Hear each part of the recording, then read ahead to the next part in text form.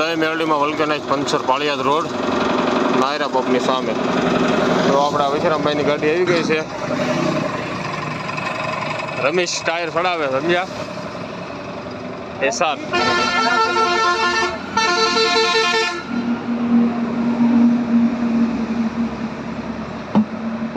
पालियाद road हो.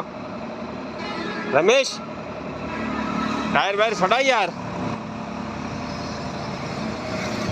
अपना काम कैसा है?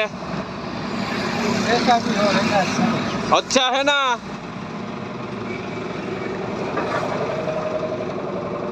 ये बोलता है